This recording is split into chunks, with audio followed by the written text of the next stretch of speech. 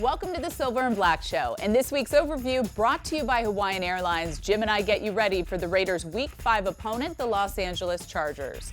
Cornerback Garyon Conley joins us in studio to take us through his first career interception. And head coach Jon Gruden catches up with Chris Townsend in the film room. All that and more on the Silver and Black Show, starting right now. Hey, did we finish today or what? Yeah. Or what? I just want to congratulate everybody. It's a great league, man. You ought to be proud to be in it. I know you are.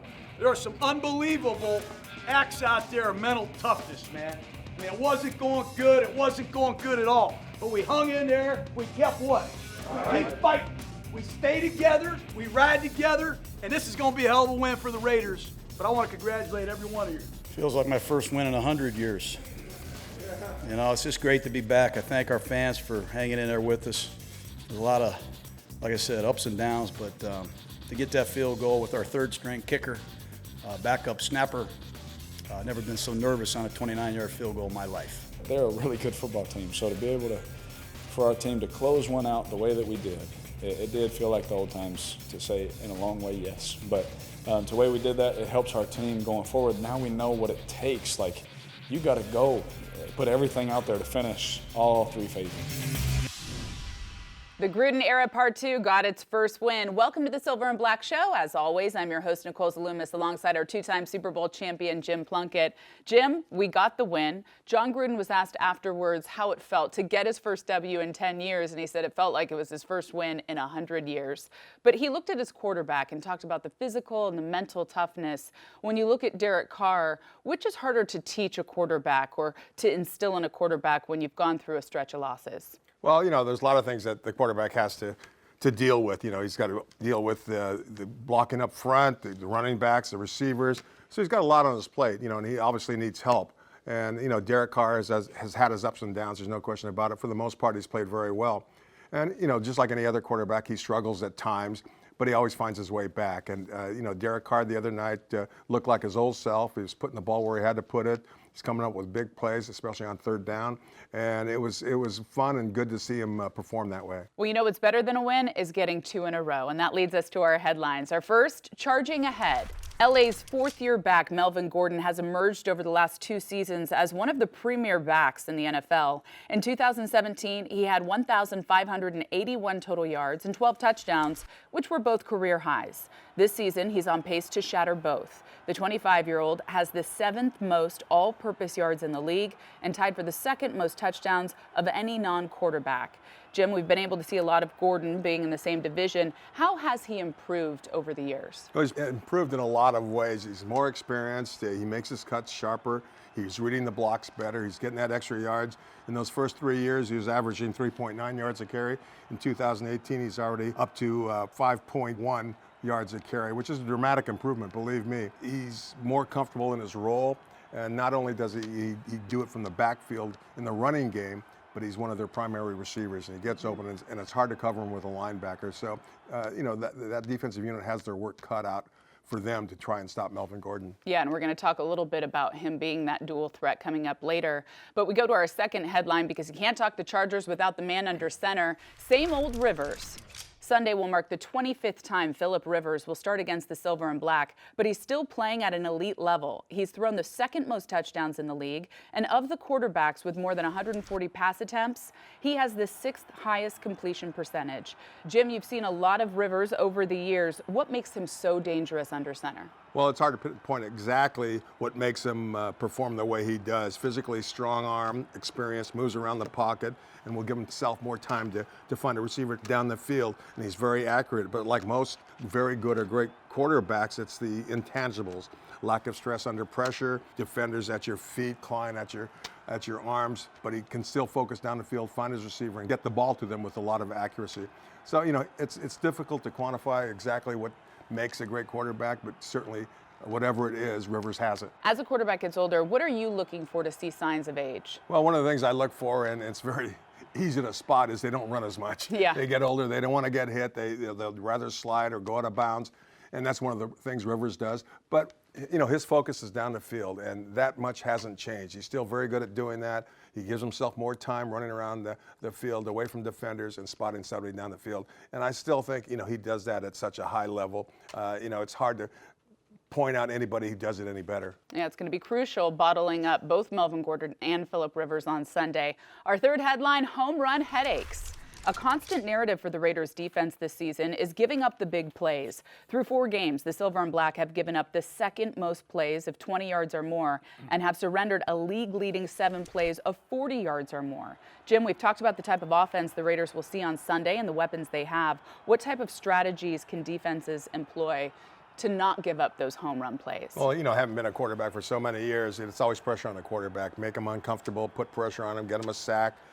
Get him out of his comfort zone, which is difficult to do with Phillip Rivers. He still manages a way to get out of trouble often enough where he can find a receiver down the field. And when a defensive secondary has to cover receivers down the field for so long a period of time, somebody is bound to get open. So pressure the quarterback, make him uncomfortable, sack him a few times, and that ought to slow him down some. It will be nice to see Phillip Rivers uncomfortable. Coming up here, Chris Townsend joins Jon Gruden in the film room to break down Week 4 against the Browns. Coach, really interesting note for you. It was your first win, beating the Browns. Your first win is December 16th, 2007, and it gives you 96 career wins. Do you know who that ties you with? No, I don't. Vince Lombardi. Yeah, that's a great thing. Hey, I'm proud of that. Yeah, you hosted the Vince Lombardi Trophy once, and of course, now you're tied with Vince Lombardi in wins. Pretty cool. Well, it is cool. It's great to win again, and it's just great to win in Oakland again. I'm really, really pleased with our effort that our team and our coaches have given so far. Yeah, that was an incredible comeback. Probably one of the best of your careers. Well, it was. We gave up too many big plays. There was a lot of peaks and valleys. We lose our right tackle. We lose our left guard. But we hung in there. We kept fighting, just like we did in Miami, just like we did at Denver, and just like we did against the Rams. And, if you just keep scratching, keep clawing, good things can happen. Yeah, it was pretty impressive. You got a rookie left tackle, rookie right tackle, rookie snapper, punter, kicker. And 3 rookies playing on the defensive line. And, it's a credit to Paul Gunther. It's a credit to Tom Cable. The assistant coaches don't get enough credit. But here's a good time to give credit where credit is due. Our coaching staff deserves a lot of credit for helping these young players. And let's get into Marshawn Lynch, 130 yards, the most yards he's had since 2014. And let's take a look at this play where he goes for 52 yards. Well, what really got us going was this play in the game. It ignited our crowd, ignited our football team. It's a toss to the top of the screen, and Jordy Nelson gets the key block. If you look at it from the end zone, number 82, he's going to come down against Myles Garrett and pin the defensive end. That allows Colton Miller, number 77, to pull. And Amari Cooper, 89, he comes down, cracks the inside defender. You get access to the corner, and when you do that, Colton Miller seals the inside with another beautiful block on the perimeter. And if you get this beast in the open field, you tackle him, Chris. He is running very, very hot for us. And you see Martavis Bryant. That's effort that we take a lot of pride in here. All 3 of our receivers threw critical blocks on this play, and there's your captain right there, Rodney Hudson, one of the best finishers in pro football. I look at Colton Miller there. How impressive. His athleticism, what we've seen just with you, it's amazing how big he is and how athletic he is. We think he's going to be a Pro Bowl tackle, no doubt about it. He's just getting started. Remember, he's an underclassman out of UCLA. A lot of people criticized us for taking 2 tackles, but I'm glad we took them both. Wish we would have taken 3 now. Let's take a look at the draw play, and you really see Rodney Hudson. He's talking to a lot of people here, as you said, the captain of your offensive line. Yeah, no doubt. And this is a great job by Rodney. He sees the 2 deep safeties by the Browns. And when you have Jordy Nelson, you have Amari Cooper, Jared Cook running hot, and teams want to play double zone, one of the things you have to do is run the football. And we can run it a lot of different ways. You saw a toss sweep earlier. This is a simple draw play. And really the block by the center on the second level, the block on the perimeter by the wide receivers is what lets us go. And it's just good recognition by Derek. He sees the look, he gets to the proper play, and KO and Seth Roberts do a good job. And once again, Marshawn Lynch is a great finisher. Marshawn Lynch still has a lot in the tank, doesn't he? He does. He's sore. He didn't practice much on Wednesday, but he's coming to life here late in the week, and he'll be ready to go for the Chargers. But he's a legendary player. I mean, people see him on TV. They know what to expect on Sunday, and he delivers every single week. Yeah, we talk about maybe the most violent runner we've ever seen. No doubt. I mean, you can Go back to Jim Brown, you go back in the history of football, Earl Campbell, some of the big power backs that you have seen and remember, and he's right up in there. I think he's going to be a Hall of Fame player someday. Let's take a look at Jalen Richard in this draw play. Well, we come back with a screen now. We're getting a double zone. Cleveland did a great job in the game, mixing man-to-man oddball blitzes with a cover 2 zone. So Derek had to check to a lot of these plays. This is a screen pass to Jalen Richard. So what we want the Browns to do is rush the passer. So our linemen are luring the Browns up the field, and then Jalen Richard is going to pick up Gabe Jackson, his right guard, and get on the perimeter. The key block is by Hudson at center against Schobert, number 53, and Richard does a nice job picking up Big Gabe, and he goes right down the numbers. Remember this, Chris, make a note of this. Most screen passes that hit in the NFL go right down the numbers. That's the sidewalk. If you get outside the sidewalk, you might get hit by one of these white buses. That's a great job, good execution by us. So always be looking at the numbers then when you're doing a screen, huh? If there's a good screen, most of them go right down the numbers in the NFL. I love how athletic your offensive line is. I mean, they're big guys, but they're able to get out and make some really key blocks for you. Well, when we got here, we put the tape on. We feel like we've got the best center in football. We feel like we've got the best 2 guards in the league, in football, in the world. We think we have the best inside 3. We knew we had issues at tackle. Donald was hurt last year, struggles at right tackle, so we brought in a couple young guys. We had hoped to see Penn mentor these guys a little bit longer and play longer, but so far we're thrusting these 2 young ones into the fire, and they've handled a lot of adversity well. And you're going up against the Los Angeles Chargers, and you're going up against a very good back this week. We're going up against Melvin Gordon, who really has gone, I think, unnoticed in the league so far this year. He is a great receiver. He has really improved himself as a receiver. And when you watch him run the ball, he reminds you of our guy. He reminds you of a miniature beast. Look at him carry this ball against the 49ers. He's going to rock off one guy. He's going to cut it back. He's going to smash off another guy. He's spinning. He's battling. He's grinding. That's impressive. You know, look at the linemen, how excited they are. You get a back that runs the ball like this, it sets up the play-action pass, and that's where Phillip Rivers and Keenan Allen and his friends are really dangerous. So we'll have our hands full down there in L.A. We're looking forward to it. And you've seen Phillip Rivers for years. He's been one of the best for a long time. Well, I was hoping I'd be out of the league 9 years. I was hoping Brady and Rivers would have retired by now, but they're still going strong, and you always know you're going to get a real fist fight when you go down to play the Chargers. Well, I got to tell you, it's going to be a lot of fun down in Los Angeles because there's going to be a lot of Raider fans at this game. Yeah, there is. I can't wait to see them. I remember going down to San Diego in years past, and it was almost like playing a home game. The Chargers are actually using a silent count because the crowd noise is so good. So Raider fans, let's come out. We need your help. Can't wait to see you. Let's go get a W in L.A. Let's do it. Nice to see you, Chris. After being drafted in the first round of the 2017 NFL Draft, Gareon Conley is eager to prove his worth on this Raiders defense. And Week 4, he did just that. He got his first interception and touchdown of his career. That's why Gareon Conley is this week's Player Spotlight.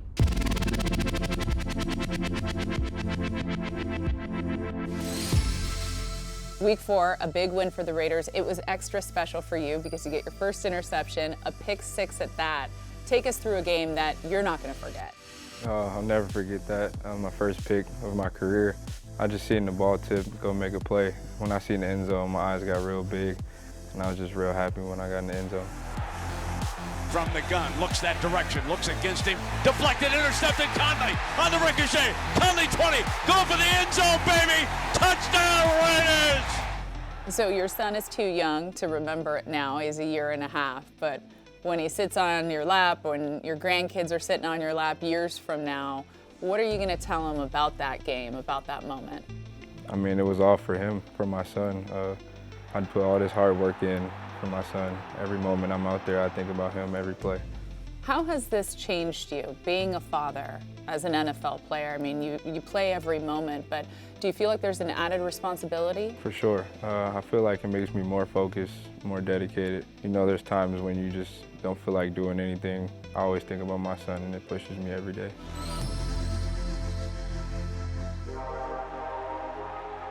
Last year, you had a brand new baby. You had some health issues with your shin. What did you learn about yourself going through, I mean, so many changes in your life?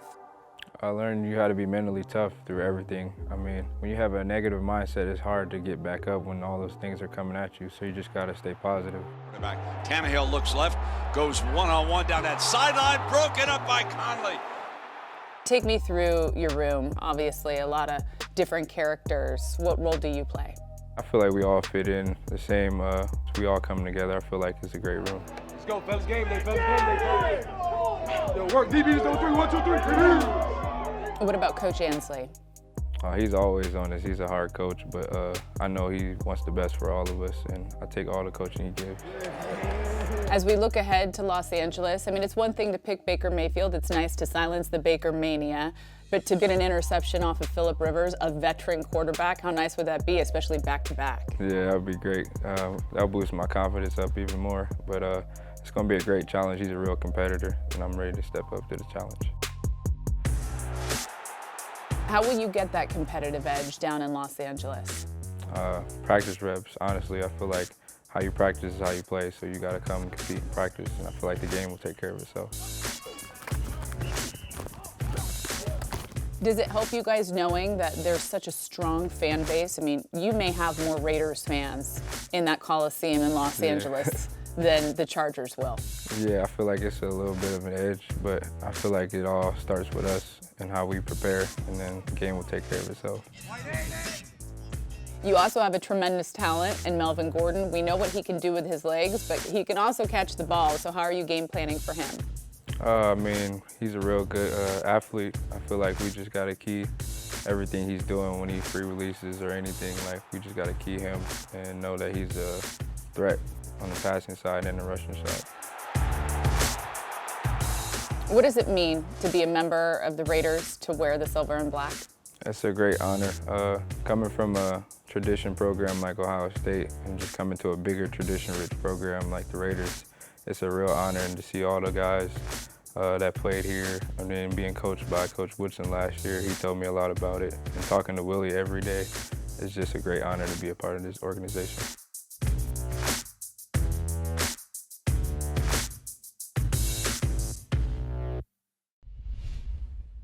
I'll tell you what, this is not your typical 1-3 team. You know, this team could be at least 3-1 right now, and they're coming off their best game last week. Offense is moving the ball well. They have a lot of weapons. Just look like this team is coming together, which doesn't surprise me under Jon. Jon and I are close friends, and we talked a lot while he was out. So, known him for a while. He's a heck of a coach, and this is going to be one of our biggest challenges of the year, I believe. You can see the kind of the energy that it kind of recreated with him being back there. And again, I don't get too much caught up in records ever, really, throughout the season, but especially early. It's early. We've been 1-3 and 0-4, and plenty of times it felt like we were a good football team, and I know that's what we're going to get coming in here on Sunday. The Raiders look to go back-to-back. Welcome back to the Silver and Black Show. Jim, when we look at Week 4 and that big win, I want to focus more on Derek Carr, because you look at the numbers so far this season. He's 4th in yards, 4th in completion percentage, career-high yards per game so far. With a quarter of the season in the books, overall, what have you seen from Derek Carr? Well, I think he's performed pretty well. I think some mistakes have cost him early in this season, and that's part of it due for lack of a running game and maybe a little pressure by the defense. But Derek Carr's a competitor. He needs help from his running game, which he got last week, especially Marshawn Lynch in particular. But sometimes, for the quarterback to form, you have to have all these things working for you: the running game, a good defense, gets you the ball back in good field position, and I just like the way Carr played last week. As I said, he is a competitor. He's a tough kid, and he's going to get things done eventually. Well, and we've been hard on him in recent weeks, but he's his toughest critic. So to see him finish, the whole team finish in the second half there, and then obviously in overtime, I think that's nice heading down to LA to face this Chargers team. Oh, I think it is. There's no doubt about that. In the previous 3 games, they had the lead going into the second half in every game, and came up on the short end. So I think they learned to finish better. They were behind. They tied the lead. They won in overtime. And those are good signs by an offensive unit, and Derek Carr's leading the way. Well, there's still improvement that can be made. Sure. So as you look to Week 5, what area or what person would you like to see step up and improve? You know, I'm still talking about the defense, you know, and I have all year long. Pressure on the quarterback, especially this week, is going to be imperative. And they did a pretty good job last week against Baker Mayfield. You know, he's a dynamic player. He can run and get out of trouble. But I would still like to see that defense step up. You know, they got 4 turnovers, so, you know, that was terrific, and scored a touchdown. But still, pressure on that quarterback, especially Phillip Rivers. Yeah, I'm with you on that defensive line. I mean, against Phillip Rivers, it would be nice to have a statement when it comes to the pass rush, because I know that's a sore area for the Raiders right now. But also that run defense, if you can make a statement against Melvin Gordon.